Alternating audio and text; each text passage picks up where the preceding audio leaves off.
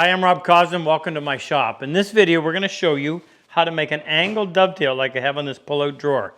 Walk you through the whole process. Stay with us.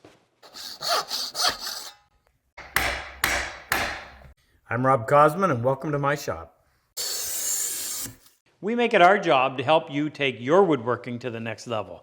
If you're new to our channel, be sure to subscribe, turn on that notification bell, and don't forget to turn on the notification on your mobile device so you'll know every time we release a new video. Good? All right, back to the bench.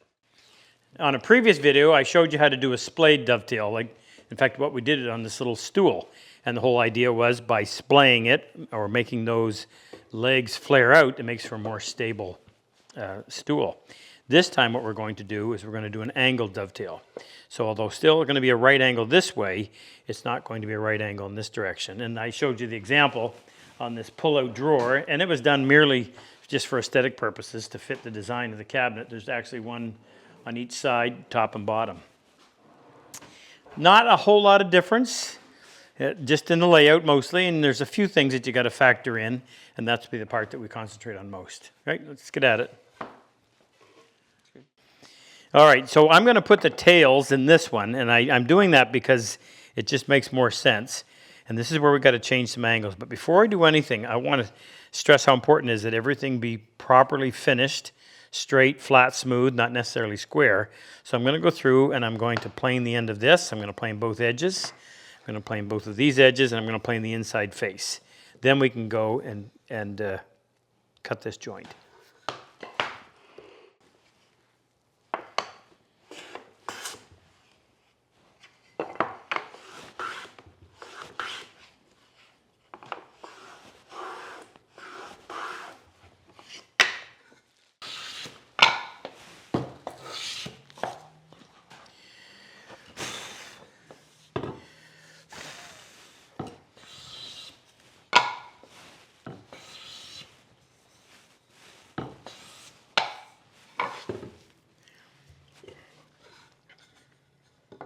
We'll do the easy part first, and that is use our marking gauge to put our baselines in. The easiest way to do that is just to drop it down like that.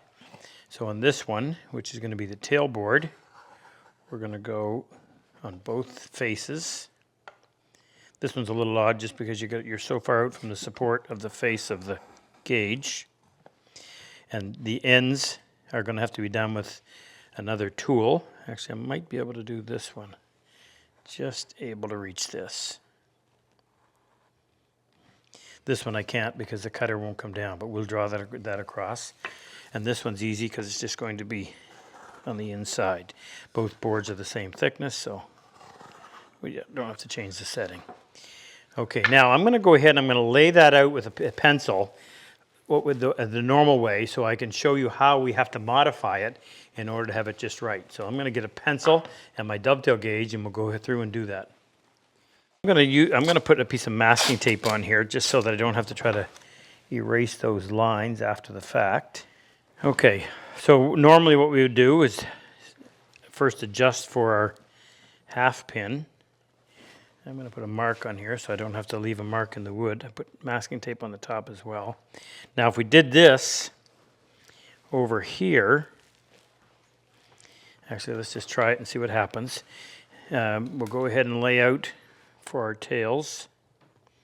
Try to squeeze 3 in.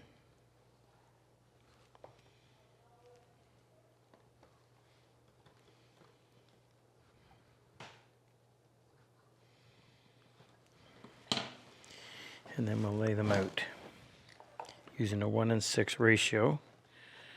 The first thing we're going to notice is that we're right off of the piece of wood.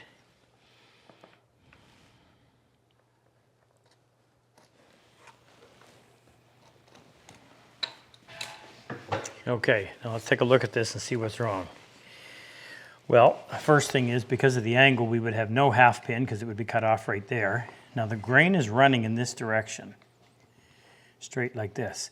So what happens up here is you have really short grain, which would make that corner very susceptible, or the corner of all of those tails very susceptible to breaking off. This one's not a problem because it's almost parallel to the grain. So what we have to do is go in and modify it, A, to move our tail or our outside half pin over so that we end up with some material out here. And we have to modify this so that it's not so extreme. So let's take the tape off and do this for real, taking that into account. So in order to have this half pin and this half pin look somewhat similar, then you're going to have to deal with this. A little skinny half pin up here and a great big half pin down there. That's just part of the way you're going to have to do it. So you just have to decide which is going to be more important. In this case, that's what we're looking at. Okay, so let's start with our half pins and laying out this end. We'll do this after. So I want to have about that much of a half pin. So I'll leave a mark there and come in and leave a mark there. And we can go in. I can't see it.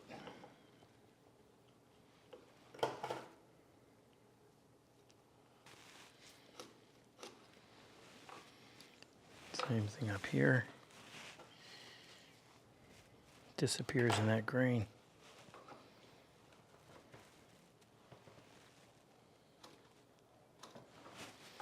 All right, so there's those two. Now we'll divide this up to determine how many. That'll leave me a fat 16th, so that's good. So we'll just go back and leave those marks.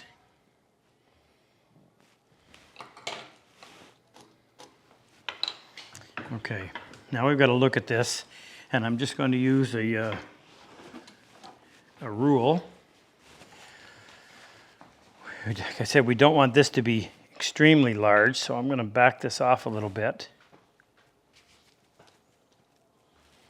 But we still want some slope on this.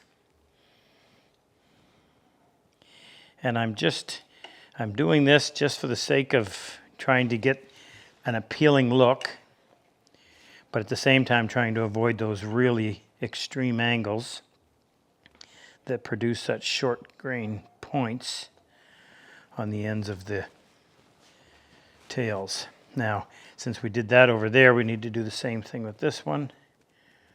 So I just slid that across. You could use a sliding T-bevel if you wanted to be more precise.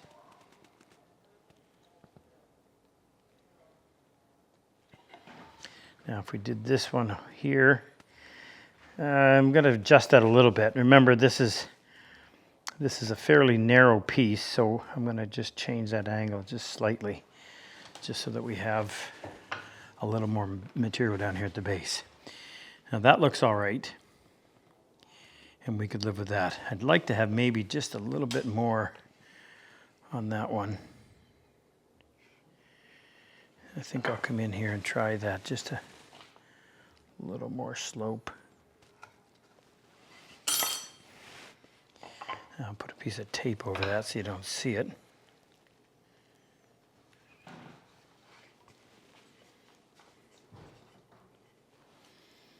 That's okay. Now it's just a matter of going in and cutting it. And when I do this, I guess I can take that off. When I do this, I want to have the top of the board level. In other words, instead of trying to cut on a slope like that, I'm going to turn this in this direction so that my saw is sitting on a nice level surface.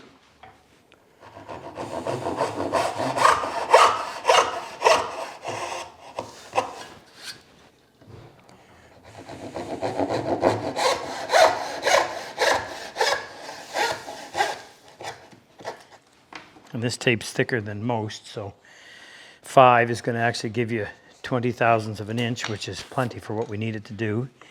I'll trim this off.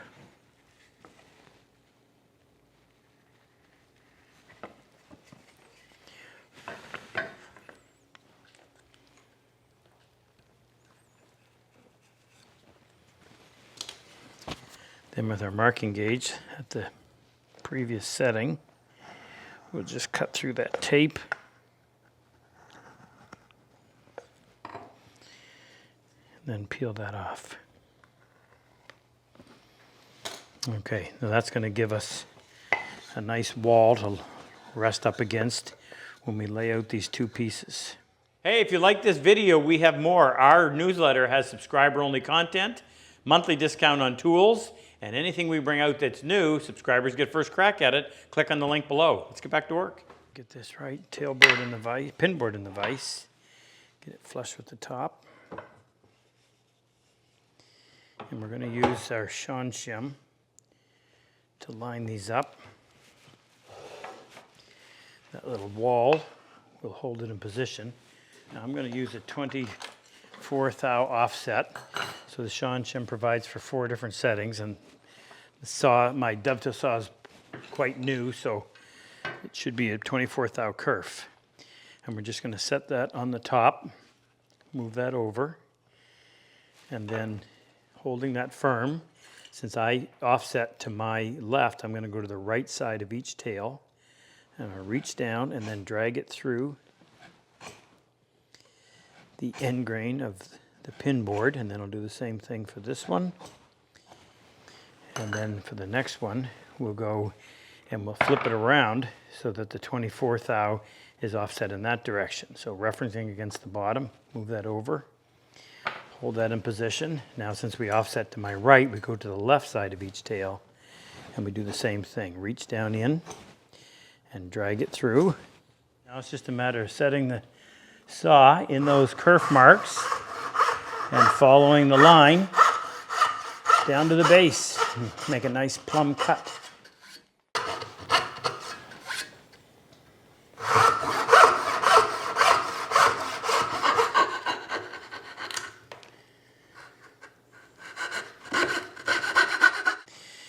Okay, this one's a little more difficult just because you're cutting these shoulders off on such an angle, and we've got to transfer this one over. So what I'm going to do is use my little razor knife, and I'll get a square on here.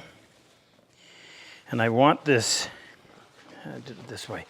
I want this knife to be cutting parallel to this line. So I don't want to cut it across here because that wouldn't leave me a very clean looking joint. So instead, if I put this in the vise so that this line is standing up, and what I need to do is get my knife right in that mark, bring this up, hold it firmly. Several light passes are always easier to control than one heavy one. And then I'm going to use my chisel to come in there and just give me a little area to start. That's more or less just to help hold the saw.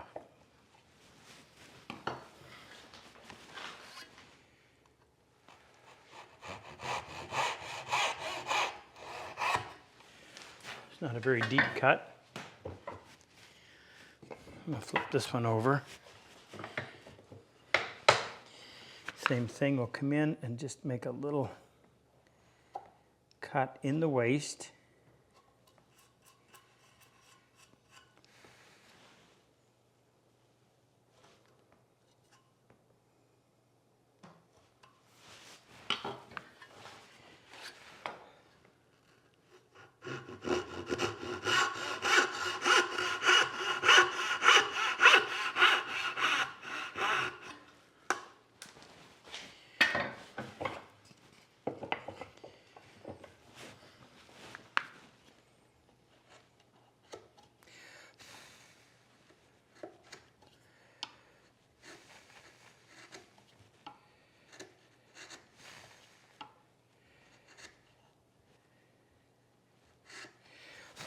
You want to make sure there's no material left above the gauge line, because if there is, it'll kick your joint apart. Just finish this cut. Make sure that's nice and clean.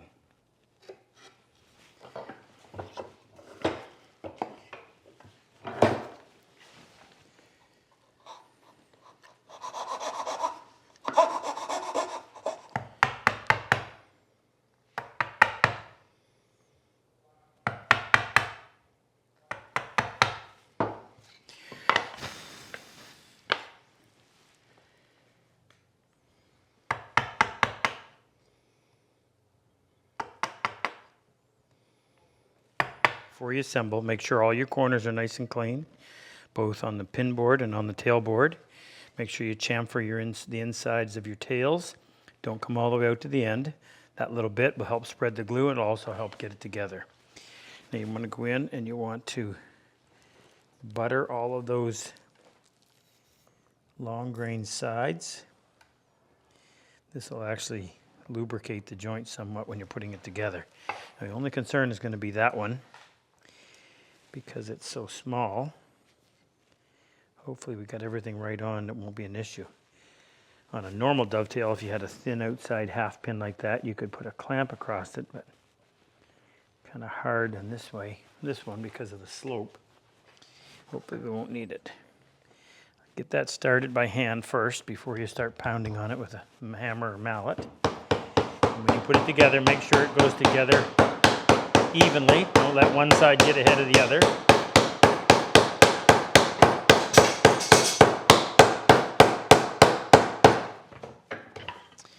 We'll get that down tight. Wipe off the excess. And then plane it.